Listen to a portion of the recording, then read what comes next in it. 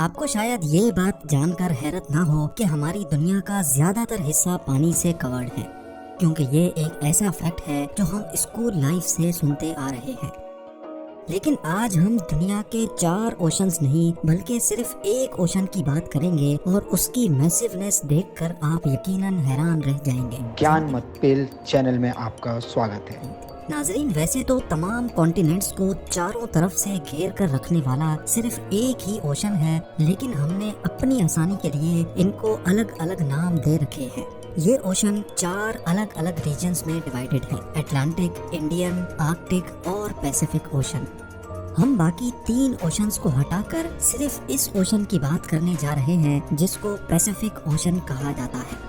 Pacific अकेला ही इतना बड़ा है कि अगर पेरू और चिली के दरमियान ओशन के बॉटम तक जाकर एक सुराख किया जाए और उस सुराख को आर पार करके सीधा अर्थ के ऑपोजिट साइड से निकाला जाए, तो आपको ये बात जानकर हैरत होगी कि इतना सब कुछ करने के बावजूद भी आप वियतनाम और ताइवान के करीब पैसिफिक ओशन से ही निकलेंगे।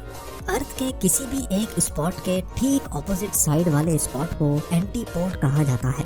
पैसिफिक ओशन इतना बड़ा है कि इसके खुद के कई एंटीपोड्स मौजूद हैं, लेकिन ये इसका पैमाना जानने की सिर्फ एक शुरुआत है। हमारी अर्थ का पूरा एक गोल चक्कर यानी अर्थ का सर्कमफ्रेंस 40,000 किलोमीटर बनता है। यानी अगर किसी एक पॉइंट से हवाई जहाज फ्लाई करे तो पूरे 40,000 किलोमीटर का डिस्टेंस कवर करने के बाद जहाज वापस उसी जगह पहुंच जाएगा जहां से उसने टेक ऑफ किया था। पैसिफिक ओशन में कई एरियाज ऐसे हैं जिनके दरमियान का टोटल डिस्टेंस पूरे अर्थ के सर्कमफ्रेंस का 50% है। जी हाँ, लगभग पूरे 20,000 किलोमीटर। ये हिस्सा इंडोनेशिया और कोलंबिया के दरमियान मौजूद है, जिसको पैसिफिक ओशन का सबसे लंबा हिस्सा माना जाता है और ये तकरीबन 20,000 किलोमीटर बनता है।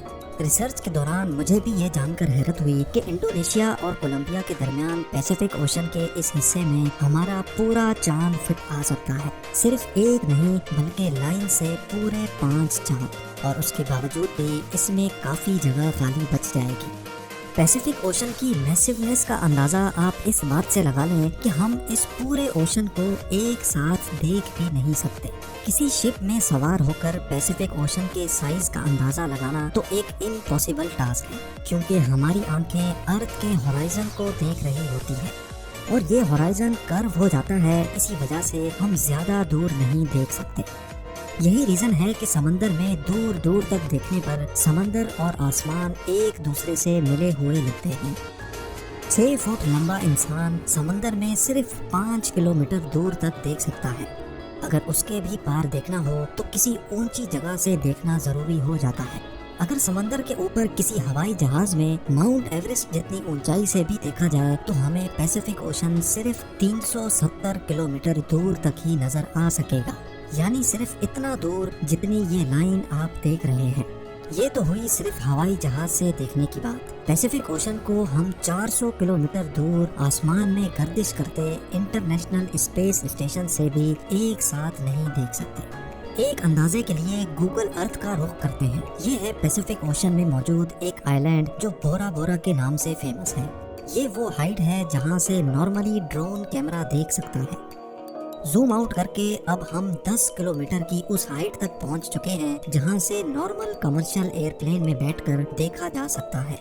मजीद जूम आउट किया जाए तो 400 किलोमीटर की हाइट पर अब हम इंटरनेशनल स्पेस स्टेशन की ऊंचाई से पैसिफिक ओशन को देख रहे हैं। लेकिन अभी भी हमें पूरा पैसिफिक एक साथ नजर नहीं आ पा रहा। मजीद जूम आउट करके अब हम 10,000 टाइम्स और ऊपर चले जाते हैं। ये वो फाइनल पॉइंट है जहां तक गूगल अर्थ जूम आउट करने का ऑप्शन देता है, और यहाँ पहुंचकर हमने नोटिस किया कि अर्थ से 63,000 किलोमीटर दूर जाकर भी हमें 95% पैसिफिक ओशन नजर आ रहा है, जबकि सिर्फ 5% हिस्सा हमें जमीन का दिख रहा है।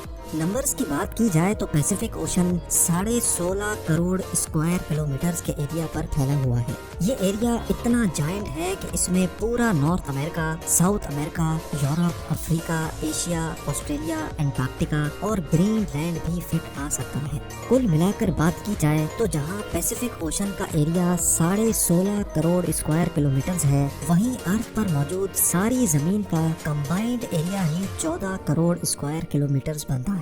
यानी हमारी दुनिया की तमाम जमीन, सारे पहाड़, रेगिस्तान और जंगलात पैसिफिक ओशन में फिट आ सकते हैं और उसके बाद भी इसमें इतनी जगह बच जाएगी जिसमें इंडिया जैसी 8 कंट्रीज फिट आ सके। याद रहे कि हम यहाँ 4 ओशंस में से सिर्फ एक यानी पैसिफिक ओशन के बारे में बात कर रहे हैं।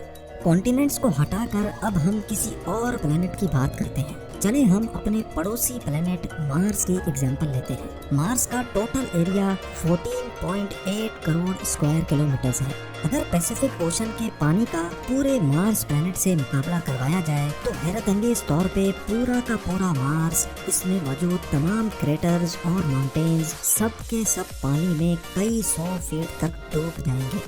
अभी तक हमने पैसिफिक ओशन के सरफेस यानी इसकी सतह के बारे में बात की है। जितना बड़ा ये ऊपर से दिखता है उससे भी कहीं ज्यादा ये गहरा भी है।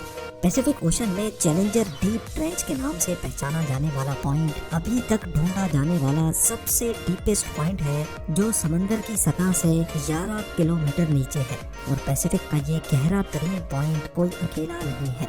पैसिफिक ओशन में ढूंढे जाने वाले 3 ट्रेंच और भी हैं जिनकी गहराई 10 किलोमीटर से भी ज्यादा है। इनको हम टोंगा ट्रेंच, फिलीपीन ट्रेंच और कुरिल कमचाटका ट्रेंच के नाम से जानते हैं। अब जानते हैं पैसिफिक ओशन के बारे में चंद लाजवाब फैक्ट्स। आज से 509 साल पहले फर्डिनेंड मैगेलन नामी यूरोपियन शख्स ने पूरा पैसिफिक ओशन पार किया था और उसी ने ही इसको पैसिफिक का नाम दिया था, जिसका मतलब है पीसफुल सी। हर गुजरते साल पैसिफिक ओशन छोटा होता जा रहा है, जिसका main reason under water tectonic plates की मूवमेंट है। लेकिन अच्छी बात यह है कि जितना छोटा पैसिफिक होता जा रहा है उसी स्पीड से अटलांटिक ओशन बड़ा भी हो रहा है। दुनिया में ज्यादातर अर्थक्वेक्स और सुनामी पैसिफिक ओशन के बॉटम पर मौजूद टेक्टोनिक प्लेट्स की वजह से आते हैं। पूरी दुनिया में सबसे ज्यादा एक्टिव वोल्केनोज पैसिफिक ओशन के बॉटम में ही पाए जाते हैं। करीब 75,000 से भी ज्यादा वोल्केनोज पैसिफिक ओशन के अंदर मौजूद हैं और इनमें से सबसे बड़ा वोल्केनो न्यूजीलैंड के करीब हेवर सी माउंट के नाम से जाना जाता है। बाकी तमाम चीजों के साथ साथ आइलैंड्स में भी पैसिफिक का पहला नंबर है। पूरे पैसिफिक ओशन में 25,000 से भी ज्यादा आइलैंड्स मौजूद हैं और इनमें से हजारों आइलैंड्स ऐसे हैं जिन पर आज तक कोई इंसान नहीं जा पाया। इन तमाम आइलैंड्स को गूगल अर्थ पर ही ढूंढने में कई महीनों का वक्त भी लग सकता है।